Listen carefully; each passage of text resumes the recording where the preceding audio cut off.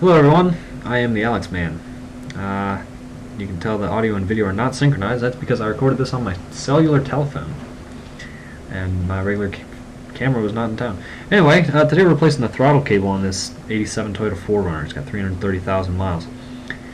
Reason is the cable sticks a little bit, and so keep the Toyota jokes down. We know. I've tried different lubricants, white lithium grease, motor oil, WD-40. They all work a little bit, but nothing really stays working. So that's what we're doing today. I got the new cable here. You can see it. I got it from Toyota Parts East, which is a dealership in California, but they generally have lower prices. Alright, so the first thing to do is remove the cable from the vehicle. You want to disconnect the cable from the throttle cam. So you just rotate the cam to wide open. Make sure the engine's off when you do this, because you don't really want to blow up your motor. And just line up the cable with the notch. You can see I've already taken it apart here. It's kind of hard to film, but you see this notch here. The cable just slides right through there. If you have any experience with anything with cables, bicycles, motorcycles, it's all the same thing.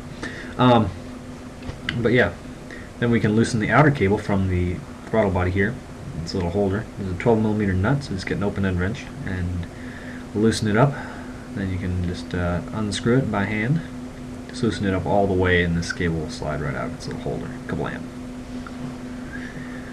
And then over here by where the EGR valve should be is a little holder for the cable outer sheath. Here we are in the passenger, or the driver I should say, footwell, and you can see when I press the pedal it moves as it does. That white clip there is what holds the inner cable to the pedal assembly. Basically, to get it apart, you just get behind it and push it out. If it's giving you trouble, you can try to push the two tabs in towards each other, but generally you just push it back and it'll unclip. It's not really that firmly attached. And there's a notch in the pedal assembly that the cable slides in and out of to detach it. On the other side of the firewall, in the engine bay, there's two 10mm bolts that need to be removed. Then the outer cable is removed from the engine bay entirely. Here I'm comparing the old and the new, and they are the same, which is nice.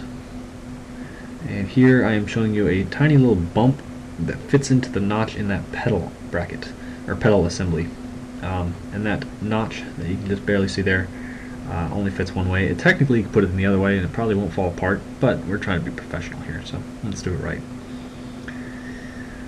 Now we are, it looks like I already put that new cable in and screwed it to the firewall. You should be able to do that on your own.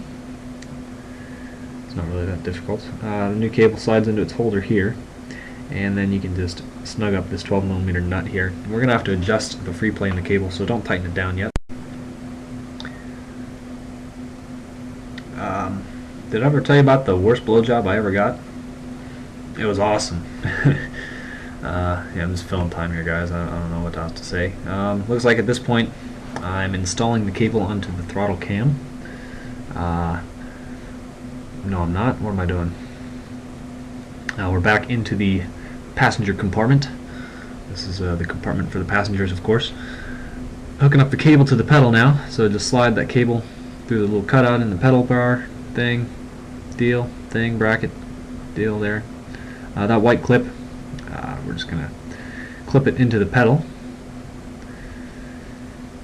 It's not really all that difficult. You just line up that bump with the notch and push it on, and it's on. That's all there is to it. I seem to be having some trouble here. I'm not really sure what's going on there. Alright, there we go. So now I'm pressing the pedal and you can see that it moves, as it does. Back into the engine compartment, the compartment of the engine. Stick the barrel of the throttle cable into the throttle cam, and then rotate the throttle cam closed, and it will pull the cable into position. And there it is. Pretty simple. Not sure what I'm doing here. Oh, I'm messing with that seal. Alright, well, before we do the seal, you're going to want to adjust the free play here. You can see there's a tiny bit of free play. You don't want it to be tight, because that might cause your it might cause your throttle to stick open slightly. So you always want to have free play. You loosen the two 12mm nuts there, slide that outer sheath, outer cable in and out to adjust your free play. Once you have it where you like it, tighten down one of the 12mm lock nuts, and check it again, and then slide the seal over. And insert the outer cable into this little clip here. You can see it's sort of loose. I find that a zip tie holds it perfectly. Yes, now we're looking at the pedal, and I'm pressing it, of course. It works really well. I must say that this works way better than it ever did, well, as long as I've owned the vehicle. It is quite nice. It's really smooth. It's like a brand new car with a brand new throttle cable. Imagine that. So here I am, looking at myself, talking to myself. Don't really remember what I'm saying. Oh, I do. Yeah, I was this job. It's pretty simple. It's actually very simple. Only takes a 10mm wrench and a 12mm end wrench.